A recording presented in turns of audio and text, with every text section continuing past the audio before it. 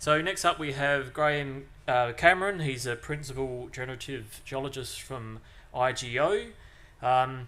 He's going to be talking to us about his Copper Coast, IGO's Copper Coast project.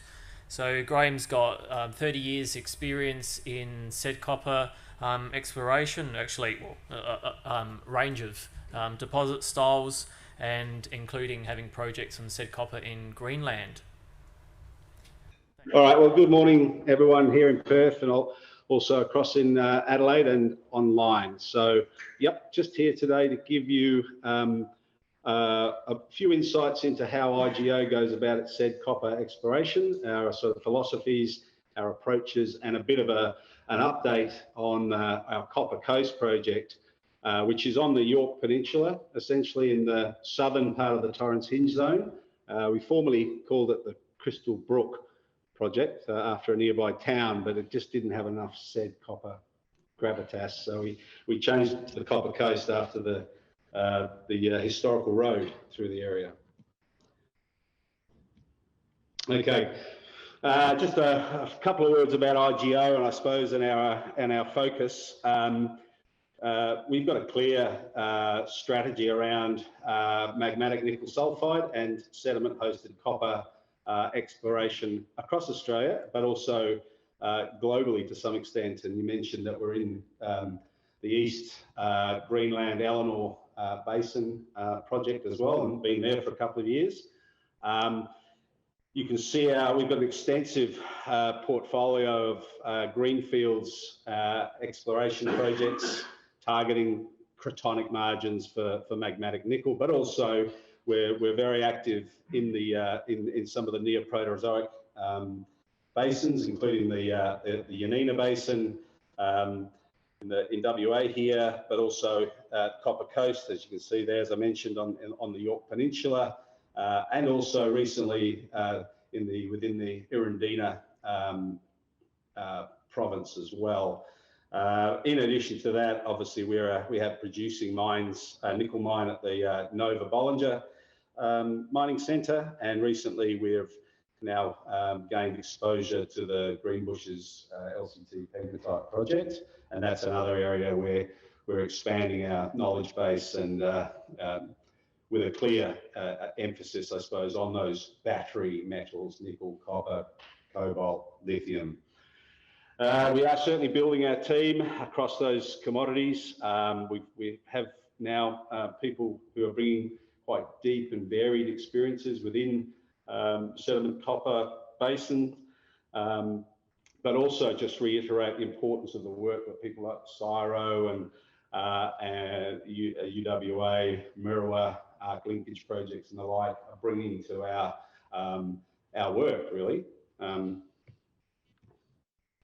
So why sediment-hosted copper deposits? I think it needs to be said. Obviously, those grades are really attractive. The size and grades of these systems, big footprints. They're polymetallic, potentially, with multiple deposits and a variety of mineralisation styles. So that in itself makes them an attractive target, these copper basins. I think in terms of hard rock geology, we're still it's still in its infancy with respect to the intellectual property, and with that brings opportunity to apply new ideas. Australia is a great place to be too. We think that SED-hosted copper here in exploration is still well underdone, and obviously in times of COVID, a really good place to develop a hub. They're challenging. Obviously, they're difficult to find. They're generally not amenable to direct detection, and therefore requiring that sort of 3D understanding of the basins and the processes inherent within those basins. And we've talked a lot this morning about trying to take a petroleum lens to understanding basin dynamics, burial history, fluid flow, rift geometries, key drivers to fluid flow. So that's a challenge that we're willing to take up. This is just a cartoon just showing those huge subsurface footprints, big search spaces really, So if the system's operating and we see that interaction of key process, then really we should see the system, if you like, in our early drilling campaigns.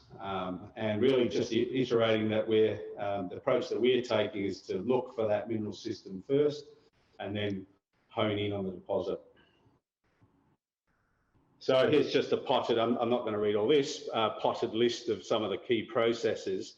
But just to reiterate some of Susan's points in terms of understanding the critical moment, what was happening in terms of process at that point in time, what was in place, what sources of metal were available, how were the fluids moving, how was the system contained, what was the fundamental nature of the basin and its compartments, if you like, that allowed fluid focusing and these systems to form. We're also looking at things like provenance now up in the Patterson. We're sort of looking to see where the different sedimentary inputs into those early synrift clastic sequences are their preferred sources of copper metal. And I think Matt talked a bit about the IOCG and the sort of the inherently fertile basement that's on the Stuart Shelf. Drivers, understanding we need more information around the timing of these processes, what's really important, or is it a case of these long-lived basins that have seen multiple events of rifting, burial, compaction, inversion, magnetism as well. And we also keep a very open mind with respect to the impact of nickel forming processes in these basins, where we see significant white rock development that if you expose that to a major igneous event, and the potential for forming magmatic nickel deposits, as well as potentially driving fluid flow processes. So how do we go about it? Really, what we're trying to do is link our key processes at different scales to our EVC, or our exploration value chain. So we're trying to reduce that search space from terrain selection through to discovery. We want to be in the right basins, the quality factor, for the right reasons, and be looking at the right components at that scale. So that geodynamic narrative, what was happening at the time of the tectonic setting, where that basin, that rift was sitting in space and in time. More so, what do we mean when we talk about favourable basin geometries? Wide rifts, shallow rifts, protected rifts. Not all rifts are the same, and not all rift environments are the same. So trying to understand that, and then pushing down relatively quickly in a timely and relatively focused process through that sort of AOI identification, area of interest, developing first level targets around the stratal arrangement of fluid sources, metal sources, reservoirs, reductant host sequences, and that structural permeability, stratigraphic architecture, and then ultimately leading to testing targets at the deposit scales. So this is a sea-based map of basement terrains around Australia. I've borrowed from Graham Begg's snapshot of his lithospheric domain boundaries at around about 700. It doesn't matter too much, but it just highlights that formation of the Adelaidean and Officer / Yanina rift forming along that intracratonic boundary. In particular, we're interested in the controls on those very early rift-related supersequence 1 sediments. These are potentially some of the copper source regions and source rocks, and importantly the fluid aquifers that allow fluid focusing. And what is the sort of the compartmentalization of this? We also acknowledge that this particular geodynamic period was conducive to formation of large sediment-hosted copper deposits around the world, and there are analogies made to obviously the Central African Copper Belt, South China, Nanhua Basin, and Greenland. So we feel that we're starting to put our lens on a number of terrains using this narrative. I won't talk this one, sorry Stu, I'm pulling slides from your presentation, but just reiterating and starting the narrative for our Copper Coast project. The Kamoa-Kakula mineral system sitting up on what was a much overlooked part of the Katangan Basin, that shelf basin fringe, as you pointed out, Stu, marginal to some of the biggest sort of salt machines on the planet at Kolwezi and the like. Copper Coast sits in a very analogous setting to our mind, and again, I suppose we're making the analogy that those big salt pumps can move that fluid up onto the Torrens Hinge zone, and you're seeing condensed lower Adelaidean stratigraphy sitting directly on top of the older Paleoprote and Mesoprote basin. Cross section again, comparing the Adelaide Rift on the right to the Central African Copper Belt on the left. We see the importance of the Sedimentary, Sin Rift, basal clastics in the yellow units on both diagrams, vertical salt, halokinesis, thick, widespread sealing formations, be it the Ore Member Shale or even the Mwasha in the Central African Belt, or the Tapley Hill across the Adelaide Rift. And we're seeing deposits at multiple levels in the stratigraphy, but importantly for us, we see the position of the Copper Coast project being directly analogous to the setting for the Kamoa. And there's some science modelling around that fluid flow being driven by that compaction, thermal contrast, and vertical halokinesis between deeper buried parts of the subsalt aquifer, and through that evolution of the basin, periodic periods of fluid flow, increased permeability or maintained permeability that might have allowed fluids to escape and interact at higher levels along the Torrens Hinge zone in particular, and potentially the wider Stuart Shelf. Just a little snapshot of Kamoa. Obviously an absolute giant, some pretty effective processes operating here. Just a few takeaways though. We see in the right-hand figure the development of the ore body around those basement highs, those paleo ancestral highs, that affects sedimentation, affects the nature of the facies that have been deposited, and also the style of mineralisation. The lower coloured grid is a copper heat map. Again, what I wanted to really highlight here is that there are also structural, probably growth faulting, controlling the distribution not only of the different host rocks and the different host facies and aquifer facies, but also the copper mineralisation, which is essentially strata found within these basal, either these basal diamictites, which are thicker on different sides of the growth structures, but also pyritic siltstone hosts, which also show different variations around these basement domes. And obviously it's incredibly effective processes with almost complete replacement of these pre-existing reductants on a massive scale, obviously, as well. But, you know, we do see similarities at the Copper Coast in some of these aspects.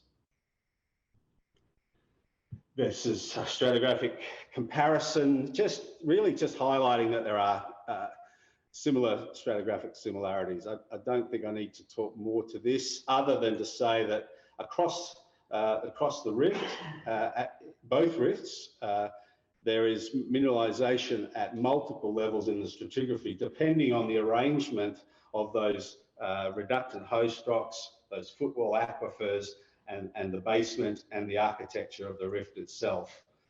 There's obviously different events as well. We believe there's probably 3 or maybe 4 different events in the Adelaide Rift that we can start to sort of hone in on in terms of the timing.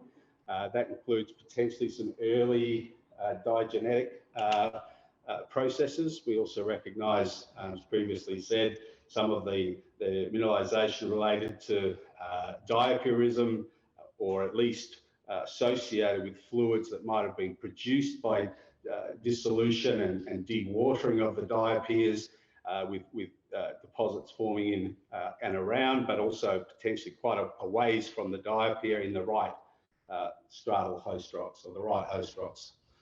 And obviously later, probably Delamerian aged orogenic copper as well in the belt.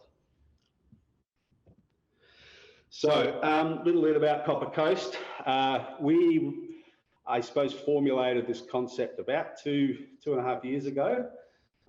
It runs from south of Butte to north of Port Augusta on the York Peninsula.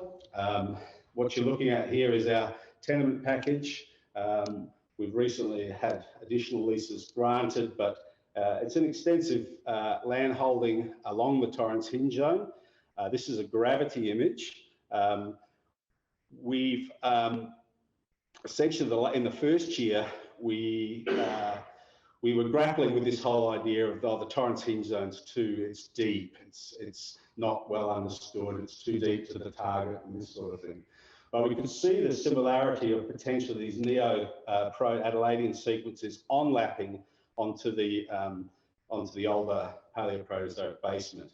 Essentially, with using petrophysics and some characterization work, we're pretty comfortable that in the gravity we are seeing those basement lithologies. So the white, that's a gravity image, a residual gravity image you're looking at.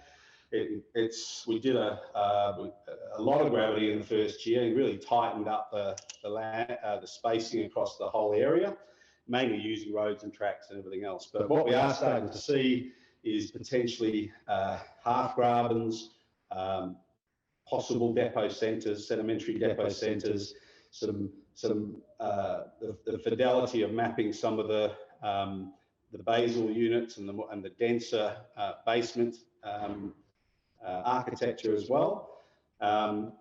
We were also aware that at the Wandera prospect in the middle of that project area, there was historic, what appeared to us sediment-hosted mineralisation within some of the Burra Group stratigraphy. So we set about really, I suppose, trying to build this architecture over this project. We also conducted a magnetotelluric, ground metatelluric survey across the middle of the tenement. We actually had 3 proposed, but COVID actually did get in the way. Plus, we are dealing with farmers here, so they have a working season that we had to sort of work around, so we didn't want to piss people off. So we just settled for the one. But in about, I'd say about a week's time, Kelsey, or a week or two's time, we're about to fly an airborne ZTEM survey. Again, at quite detailed traverses, kilometre spaced across certainly the southern half of the project, in order to really start building that architectural story. We also drilled 2 stratigraphic holes down to about 1.2 kilometres at 2 points, one to the east of, on the MT Traverse to the east of Wandera prospect there on the map, and another one to the south. And we've had those applications successfully granted to continue with the ground gravity, the airborne ZTEM MT survey, and we're also some diamond drilling. And all of our strat holes we've been subjecting to multispectral high logger data capture, lithochemistry, gamma logging, and a variety of other techniques, TEMA mineral mapping, really just to build that knowledge base up of the stratigraphy. Just a view of some of the reprocessed integrated 3D geophysics including MT, gravity, magnetics. These are the holes. We've drilled 2 of those 5 blue dots, the one on the MT survey and the other one which is CCCDD core. But we're starting to see that, that detail that's coming out within the hinge zone, but we're also obviously getting a feeling for the stratigraphy now as it comes up and impinges onto the older basement rocks. And this is just an MT profile, I suppose, highlighting our concepts.